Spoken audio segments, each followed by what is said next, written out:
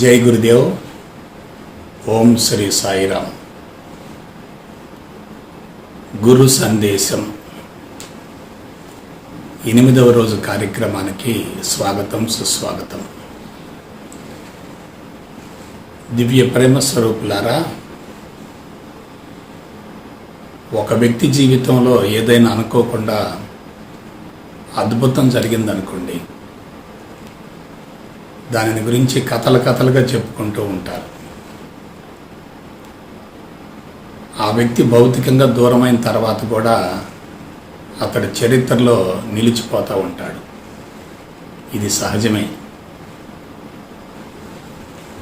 నా జీవితంలో కూడా కొన్ని అద్భుతాలు, చమత్కారాలు జరిగాయి. వాటిని సత్యవంతంగా వివరించడం కోసం, తెలియజేయడం కోసమే ఈ గురు సందేశ కార్యక్రమం. తిరువణ్ణామలైలో వేదాల సారాంశాన్ని గురించి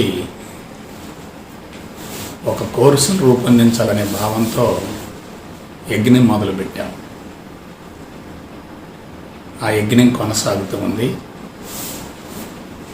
అయితే అందరిలో ఉన్నటువంటి అపోహ ఏమిటంటే, వేదం అనగానే మంత్రాలని, పుస్తకమని, బోధించటమని, తెలియజేయటమని, వల్లివేయటమని, పారాయణం చేయటమని అనుకుంటూ ఉంటారు. కానీ మనం స్పష్టంగా తెలుసుకోవలసిన అవసరం ఏమిటంటే, వేదం అంటే సత్యం, వేదం అంటే విశ్వం, వేదం అంటే బ్రహ్మం, వేదం అంటే ఆత్మ, వేదం అంటే భగవంతుడు. వేదానికి ఆది అంతాలుండవు. మానవ జీవిత పరిపూర్ణత్వానికి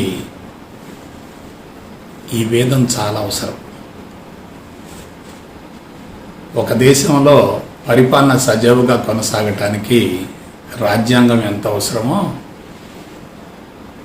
మానవ జీవిత పరమార్థం నెరవేరటానికి కూడా ఈ వేదం అంతే అవసరం. క్రీస్తుకు పూర్వం 8000 సంవత్సరాల నాడు ఋషుల యొక్క అంతర్వాణి నుండి ఈ పవిత్రమైనటువంటి శబ్దాలతో కూడినటువంటి మంత్రాలు బహిర్గతంగా ఉంచబడ్డాయి.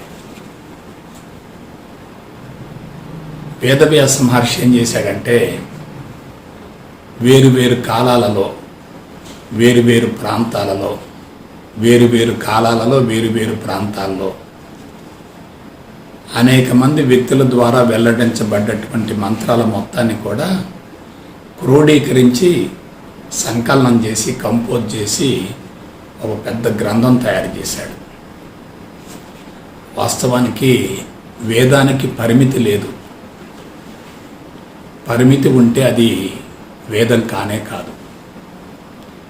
భాష ద్వారా వ్యక్తీకరించేది కాదు, వర్ణించేది, వివరించేది, తెలియజేసేది అంతకన్నా కాదు. కానీ అటువంటి విలువైన సమాచారాన్ని సామాన్య మానవాళికి అందించాలనేటటువంటి తపనతోటి, ఆరాటంతో వేదవ్యాస మహర్షుల వారు పెద్ద ప్రయోగం చేశారు. అందుకే ఆయన పేరు మీద వ్యాస పౌర్ణమిని మనం జరుపుకుంటూ ఉన్నాం. మానవ సౌలభ్యం కోసం వేదం విభజింపబడింది తప్ప వేదం మాత్రం ఒక్కటే. అందులో మొదటి వేదాన్ని ఋగ్వేదం అన్నాం, రెండవ వేదాన్ని యజుర్వేదం అన్నాం. అయితే ఆ 2 వేదాలు బహిర్గతం అయ్యేటప్పుడు నాలో ఎంత సంఘర్షణ జరిగిందో నేను వర్ణించలేను, వివరించి చెప్పలేను. పాల సముద్రం చిలికేటప్పుడు ఏ విధంగా ఆలాహలం వచ్చిందో నా లోపల కూడా అంత మథనం జరిగింది.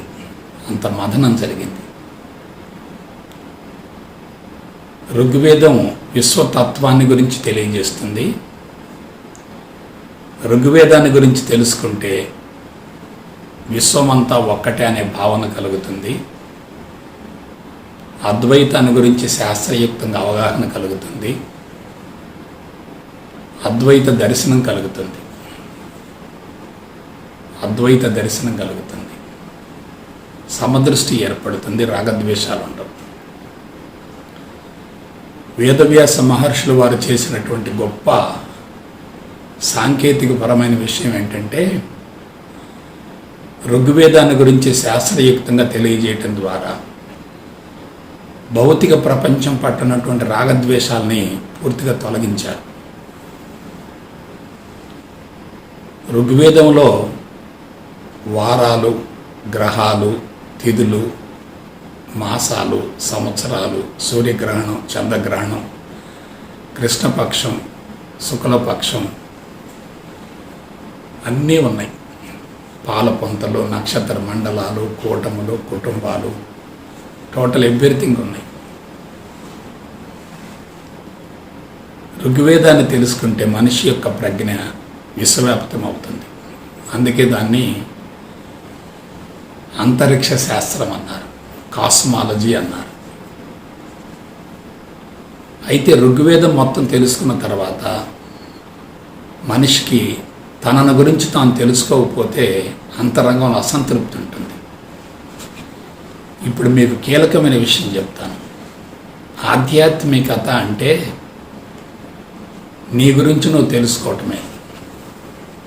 నేను ఎవరు, ఎక్కడి నుండి వచ్చాను, ఈ చరాచర జగత్తు ఎక్కడి నుంచి వచ్చింది, మరలా ఎందులో లయమైపోతుంది, పుట్టుకేమిటి, మరణమేమిటి, మధ్యలో జరిగే మాయనాటకం ఏమిటి, భార్య ఏమిటి, పిల్లలేమిటి, ఆస్తులేమిటి, అంతస్తులేమిటి, జరుగుతున్నటువంటి కార్యక్రమాలు ఏమిటి, ఒక వ్యక్తి జీవితాన్ని గురించి సమూలంగా తెలియజేసేదే యజుర్వేదం.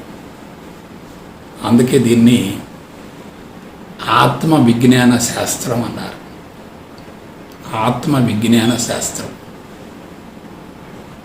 Scientific self knowledge. ఈ 2 వేదాల గురించి తెలుసుకున్న తర్వాత నా మనసులో కొంత బరువు తగ్గింది. అయితే ఇక 3వ వేదాన్ని గురించి తెలియజేయాలి. ఎలా? ఉదయం ఋగ్వేదాన్ని గురించి కొంత టూకీగా చెప్పాను. వాళ్ళకి పెద్దగా అర్థం కాలేదు, నాకు స్పష్టత లేదు. సాయంత్రం యజుర్వేదాన్ని గురించి తెలియజేశాను. వాళ్ళకి పెద్దగా స్పష్టత లేదు, నాకు పెద్దగా లోతుగా క్లారిటీ కూడా లేదు. అయినా సరే వాళ్ళు సాటిస్ఫై అయ్యారు. నా మనసులో ఉన్న బరువు కొంత తగ్గింది. ఇక 2వ రోజు సామవేదాన్ని గురించి తెలియజేయాలి. రాత్రంతా కూర్చున్నా సరే నాకు దాని కాన్సెప్ట్ అర్థం కాలే. ఏమిటి సామవేదం అంటే? తత్వమసి, తత్వమసి దాని మహాపదం.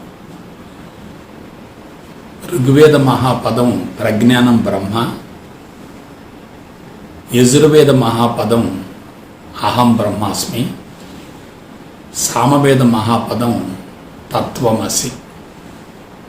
నాకు అసలేమీ తెలియదు కదా, నా పుట్టుకంతా కూడా సామాన్యమైన జీవితం కదా. మరి ఇంత లోతైనటువంటి విషయ పరిజ్ఞానం బయటికి రావాలంటే లోపల ఎంత ఘర్షణ జరగాలి మీరు ఆలోచించండి ఒకసారి. ఇదంతా ఎందుకు చెప్తున్నానంటే, ఒక వ్యక్తి లోక కళ్యాణం కోసం సామాజిక స్పృహతోటి హృదయ స్పందంతో ముందుకెళ్తున్నప్పుడు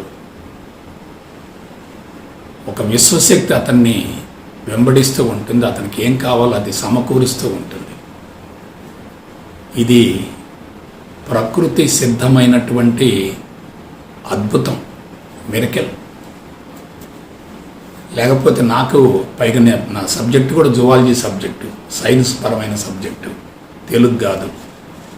అయినా సరే లోపల నుంచి బయటకు వస్తుందంటే అది నా ఇండివిజువల్ ఎఫర్ట్ కాదు, దానికి యూనివర్సల్ ఫోర్స్ ఒకటి నన్ను ముందుకు నడిపిస్తూ ఉంది.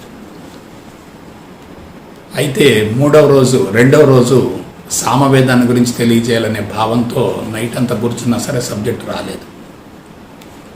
అప్పుడు ఈ గురూజీలు ట్రైనింగ్కి వచ్చిన మొత్తాన్ని ఏం చేశానంటే గిరి ప్రదక్షిణానికి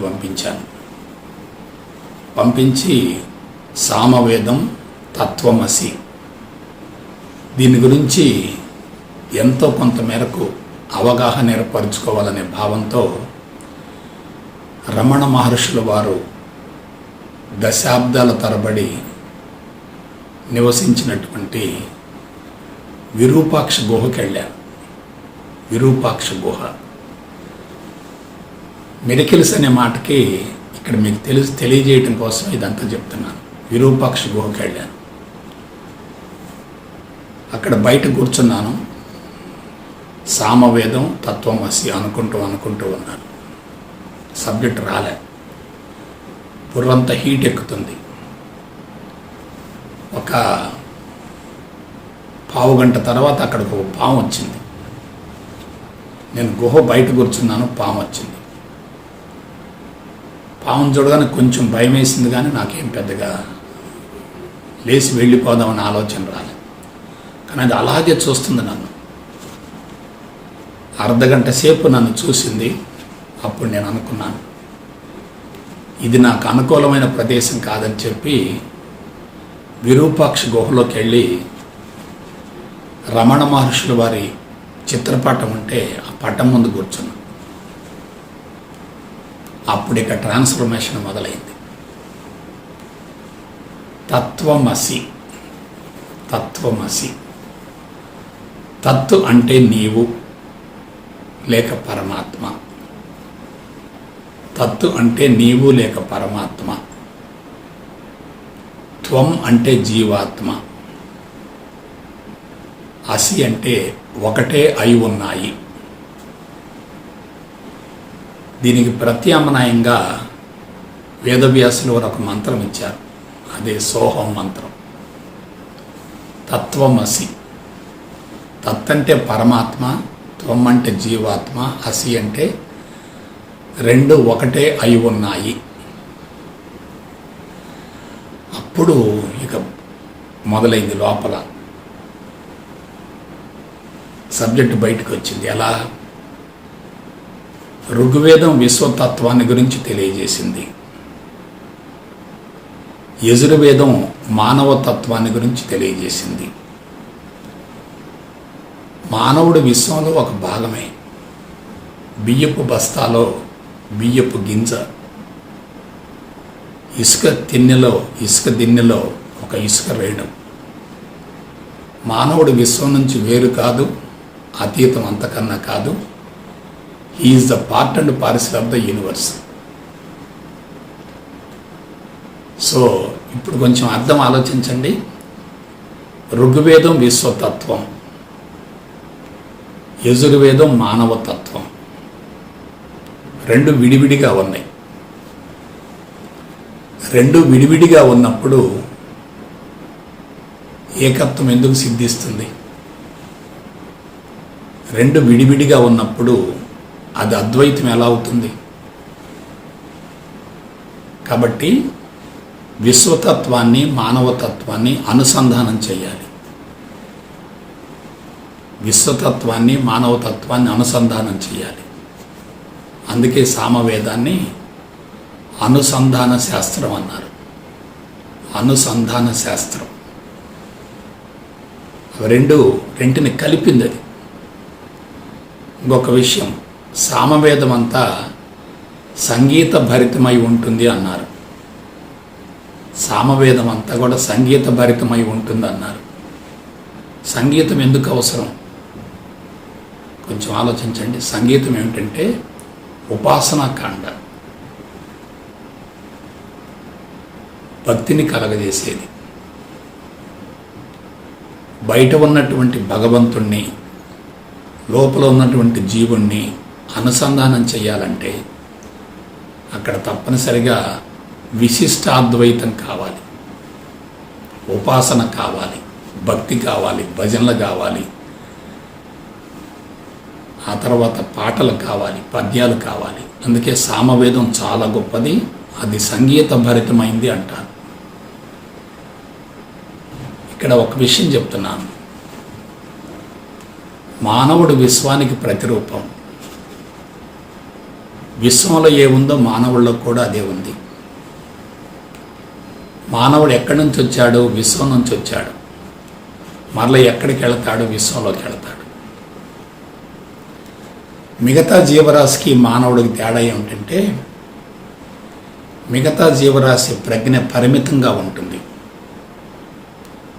పంచభూతాలలో అసలు జీవం లేదు.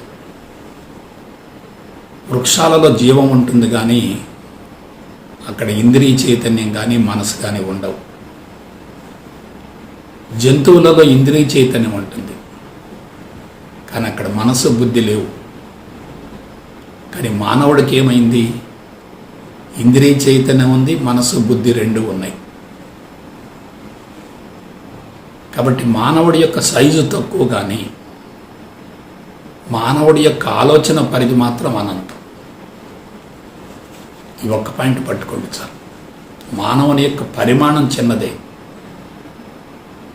కానీ మెంటల్ స్పియర్ మాత్రం, ప్రజ్ఞ మాత్రం అనంతం. విశ్వాన్ని మొత్తాన్ని ఒక అనంతమైనటువంటి మర్రి వృక్షం అనుకుంటే మానవుడు సూక్ష్మమైనటువంటి మర్రి విత్తనం వంటివాడు. సూక్ష్మమైనటువంటి మర్రి విత్తనంలో భవిష్యత్తులో వ్యక్తీకరించబడే వృక్షం మొత్తం అందులో నిక్షిప్తమై ఉంటుంది. అనుకూలమైన పరిస్థితులు ఏర్పడితే ఈ విత్తనం అనంతమైన వృక్షంగా మారుతుంది. ఏమిటి అనుకూలమైన పరిస్థితులు? దానికి భూమి కావాలి, తేమ కావాలి, సూర్యరశ్మి కావాలి, గాలి కావాలి, ఆకాశం కావాలి, పంచభూతాలు కావాలి. ఆ పంచభూతాలు ఉంటే ఆ విత్తనం మహావృక్షం అవుతుంది. ఈ మానవుల్లో కూడా ఏమిటి అవరోధాలు ఉన్నాయి. ఏమిటవి? శరీరము, ఇంద్రియాలు, మనస్సు, బుద్ధి, హృదయం. శారీరక మట్టం, ఇంద్రియ మట్టం, మానసిక మట్టం, బుద్ధి మట్టం, హృదయ మట్టం కూడా. మానవత్వాన్ని ఛేదించుకుంటేనే దివ్యత్వానికి వెళ్ళగలుగుతాం.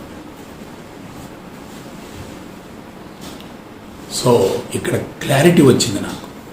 ఆ రమణ మహర్షి యొక్క సన్నిధానంలో ఎదురుగా కూర్చున్న తర్వాత నాకు అద్వైతం బయటకు వచ్చింది.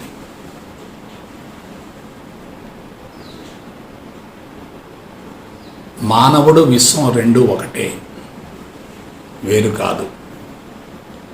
మానవుడు విశ్వం నుంచి వచ్చాడు, మరలా విశ్వంలోకి వెళతాడు. దీనికి అద్భుతమైనటువంటి ఒక మంత్రం ఉంది. ఓం పూర్ణమదః పూర్ణమిదం పూర్ణాత్ పూర్ణముదచ్యతే పూర్ణస్య పూర్ణమాదాయ పూర్ణమేవావశిష్యతే. అది పూర్ణం, ఇది పూర్ణం. అంటే విశ్వం పూర్ణమే, మానవుడు పూర్ణమే. పూర్ణానికి పూర్ణాన్ని కలిపినా తీసివేసినా ఆ పూర్ణం పూర్ణంగానే ఉంటుంది తప్ప దానిలో ఎటువంటి మార్పు ఉండదు. 0 + 0 = 0. 0 డివైడెడ్ బై 0 = 0. 0 × 0 = 0. ఇప్పుడు కొంచెం ఆలోచించండి, సామవేదం ఎంత గొప్పదో. సామవేదం ఏం చేసింది? ఋగ్వేదాన్ని, యజుర్వేదాన్ని అనుసంధానం చేసింది. ఋగ్వేదం, యజుర్వేదం రెండు అనుసంధానం అయితే అక్కడికి రెండు లేవు, ఒకటే ఉంటుంది. ఋగ్వేదం, యజుర్వేదం రెండు అనుసంధానం అయితే అక్కడ రెండుండో ఒక్కటే ఉంటుంది. అందుకే ఏకం నిత్యం విమలమచలం, ఏకం నిత్యం విమలమచలం, ఏకమేవ అద్వితీయం బ్రహ్మ, ఏకోహం బహుశ్యాం, ఏకం సత్విప్ర బహుదా వదంతి, అంతర్బహిష్య తత్సర్వం వ్యాప్త నారాయణ స్థిత. రెండు కలిసిపోయినాయి చూడండి. లోపల ఉన్నది ఆత్మే, బయట ఉన్నది ఆత్మే. ఆత్మ ప్లస్ ఆత్మ = ఆత్మ. రెండు ఆత్మలు ఉండవు. లోపల ఉన్నది నేను, బయట ఉన్నది నేను. నేను ప్లస్ నేను = నేను. బిడ్డలారా కొంచెం ఆలోచించండి. సామవేదాన్ని అర్థం చేసుకున్న తర్వాత సామవేదాన్ని గురించి అవగాహన చేసుకున్న తర్వాత, దానిని గురించి సాంకేతిక పరంగా విశ్లేషించుకున్న తర్వాత మనిషి ఎలా ఉంటాడో మీరు ఆలోచించండి.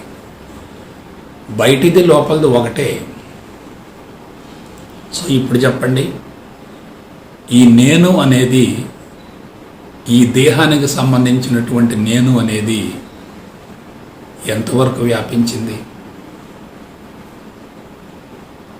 ఈ దేహం ఏర్పడటానికి మూలమైనటువంటి నేను లేదా ఆత్మ ఎంతవరకు వ్యాపించింది? విశ్వం మొత్తం వ్యాపించింది. విశ్వం మొత్తం వ్యాపించింది. కాబట్టి నీవెవరివి? శరీరానివి కాదు, ఇంద్రియాలు కాదు, మనోబుద్ధులు కాదు, చిత్తం అహంకారం కాదు, జీవుడు కాదు, జీవితం కాదు, ప్రాణశక్తి కూడా కాదు. నువ్వెవరివి? విశ్వం మొత్తం వ్యాపించినటువంటి సాక్షాత్తు పరమాత్మవు, పరబ్రహ్మానివి, శుద్ధ చైతన్యానివి, భగవంతుడివి. ఇది బయటికి రావటం కోసం నా లోపల ఎంత ఘర్షణ జరిగిందో మీరు ఆలోచించండి. కాబట్టి సామవేదం ఒక్కసారి డెలివరీ చేసిన తర్వాత, చెప్పిన తర్వాత నా శరీరం దూదిపింజలాగా లేచిపోయింది. దాదాపుగా 93వ సంవత్సరం నుంచి 2010వ సంవత్సరం వరకు, 93, 2010, 16, 17 సంవత్సరాలు నా లోపల జరిగినటువంటి ఘర్షణ మొత్తం కూడా పటాపంచలైపోయింది. సో ఇప్పుడు ఆలోచించండి, నువ్వు శారీరక పరంగా ఆలోచిస్తే స్థూల దృష్టి ఉంటుంది,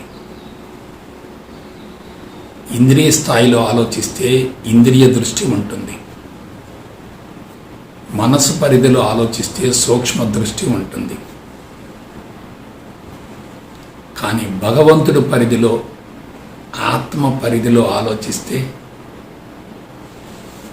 ఆత్మ దృష్టి ఉంటుంది. ఆత్మ దృష్టితో చూస్తున్నప్పుడు నీకు కనిపించేది మొత్తం కూడా, ఆత్మ దృష్టితో చూస్తున్నప్పుడు కనిపించేది మొత్తం కూడా ఆత్మజ్ఞానం అవుతుంది, బ్రహ్మజ్ఞానం అవుతుంది, అద్వైత జ్ఞానం అవుతుంది. కాబట్టి మనం ప్రపంచాన్ని మార్చడం కాదు, ఈ జీవుణ్ణి ఆవహించి మాయ ఉంది, భ్రమ ఉంది, భ్రాంతి ఉంది, అహంకారపు పరిధి ఉంది, సొంత ప్రపంచం ఉంది, నీకంటూ ఓన్ వరల్డ్ ఉంది. ఆ సొంత ప్రపంచంలో కూర్చొని చుట్టూ పరిధులు నిర్మించుకొని శక్తిని కోల్పోతూ ఉన్నావు. కులం కానీ, మతం కానీ, వర్గం కానీ, ప్రాంతం కానీ, పార్టీ కానీ, ఇవన్నీ ఏమిటి? నీకు నీవుగా అజ్ఞానం వల్ల ఏర్పరచుకున్నటువంటి బౌండరీస్. ఈ బౌండరీస్లో ఉన్నంత కాలం నీకంటూ ఒక సొంత ప్రపంచం ఉంటుంది. నీ ప్రపంచం నుంచి నువ్వు బయటపడలేవు. బయట ప్రపంచాన్ని, అందులో వ్యక్తుల్ని లోపలికి స్వీకరించలేవు. ఘర్షణే అది, అదే ఘర్షణ అంటే. కాబట్టి అహంకారం ఉన్నంత వరకు మనిషికి స్వేచ్ఛ లభించదు. అహంకారం సమూలంగా తొలగిపోయిందనుకోండి, మనిషికి శరీరం ఉండదు, ఇక ఇంద్రియాలు ఉండవు, మనోబుద్ధులు ఉండవు, చిత్తం అహంకారాలు ఉండవు, అంత ఏకత్వమే గోచరిస్తుంది. ఈ సందర్భంలో మీకు ఒక విషయం చెప్తాను. భగవాన్ శ్రీ శ్రీ శ్రీ సత్యసాయి బాబా వారు, నేను స్వామి అని పిలుస్తాను, బాబావారిని కూడా పిలవను, నాకు శక్తిపాతం చేశారు. నా మనసులో ఉన్న తపన ఏంటంటే, స్వామితో కొంతకాలం కలిసి ఉండి ఆయనతో ప్రత్యక్ష సంబంధం ఏర్పరచుకొని ఆయన ద్వారా శక్తిని పొంది ఆయన జీవిత ప్రణాళికను అమలు చేయాలనే ఒక దృఢమైనటువంటి భావన నా మనసులో పడింది. నాది రజోగుణం ఎక్కువ. నాకు రజోగుణం ఉన్న వాళ్ళకి విపరీతమైన పట్టుదల ఉంటుంది. ఒక్కోసారి ఫెయిల్ అవుతారు, కానీ విపరీతమైన మూర్ఖత్వం ఉంటుంది, పట్టుదల ఉంటుంది. స్వామి జీవితాన్ని గురించి నేను చదువుతున్నప్పుడు స్వామి ముందే ప్రకటించారు, నేను 96 సంవత్సరాలు బ్రతుకుతానని చెప్పి ముందే ప్రకటించారు. ఆ 96 సంవత్సరాల జీవితాన్ని 6 భాగాలు చేశారు. లీలలు 16 సంవత్సరాలు, మహిమలు 16 సంవత్సరాలు, ఉపదేశాలు 16 సంవత్సరాలు, విద్యా సేవలు 16 సంవత్సరాలు, వైద్య సేవలు 16 సంవత్సరాలు, చివరిగా ధర్మోద్ధరణ అది 16 సంవత్సరాలు. స్వామి ఒకానొక సందర్భంలో చెప్పారు, ఆయన చెప్పిన మాటలు మీకు చెప్తాను. భారత ఆర్ష హృదయాలలో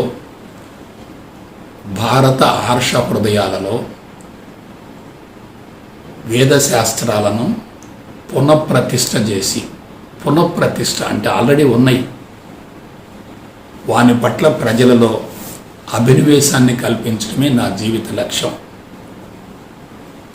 ఎన్ని ఆటంకాలు ఎదురైనా నా జీవిత లక్ష్యం నెరవేరక మానదు అన్నారు. ఇంకొక మాట వాడారు స్వామి, వేద విజ్ఞానం సామాజిక పరం కానందువల్లనే భారతదేశం అన్ని విధాలా వెనుకబడింది, తీవ్రమైన సమస్యలు ఎదుర్కొంటుంది అన్నారు. అటువంటి వేద విజ్ఞానం బయటికి రావాలంటే ఉపనిషత్తుల సారాన్ని శాస్త్రయుక్తంగా అందించే విధానాన్ని గురించి తెలియజేసేటటువంటి వ్యక్తులు కావాలి. నేను స్వామితో కలిసి ఉందామని ఎందుకు అనుకున్నానంటే,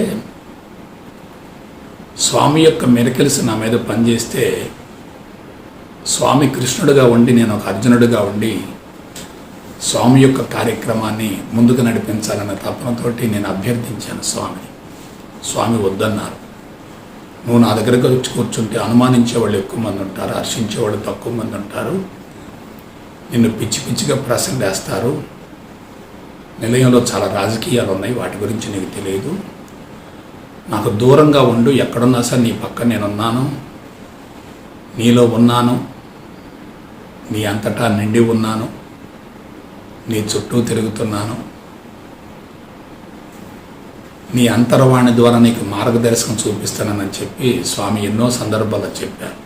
కాకపోతే నేను నమ్మలేదు. ఎందుకు నమ్మలేదంటే, నాకున్నటువంటి హేతువాదం, నాస్తికవాదం, వామపక్ష భావజాలం, సైన్స్ పరమైన పరిజ్ఞానం, తర్వాత జ్ఞానాన్ని గురించి ఎక్కువ ఆలోచించటం, శరణాగతి తక్కువగా ఉండటం, అహంకారం ఎక్కువగా ఉండటం, వీటి వల్ల జరిగింది. అది నాకు ఇప్పుడు అనిపిస్తుంది, స్వామి యొక్క ఆరో ప్రణాళికని నెరవేర్చడం కోసం స్వామి నన్ను ఒక ఉపకరణంగా వాడుకుంటున్నాడా అనిపిస్తుంది నాకు. ఎందుకంటే సామవేదం మొత్తం తెలిసిన తర్వాత, విశ్వం మొత్తం నేనే ఉన్నాను అనుకున్న తర్వాత, శరీరమే లేదు అనే భావన కలిగిన తర్వాత, ఇక కులాలు, మతాలు, వర్గాలు, ప్రాంతాలు, పార్టీలు ఎక్కడుంటాయి?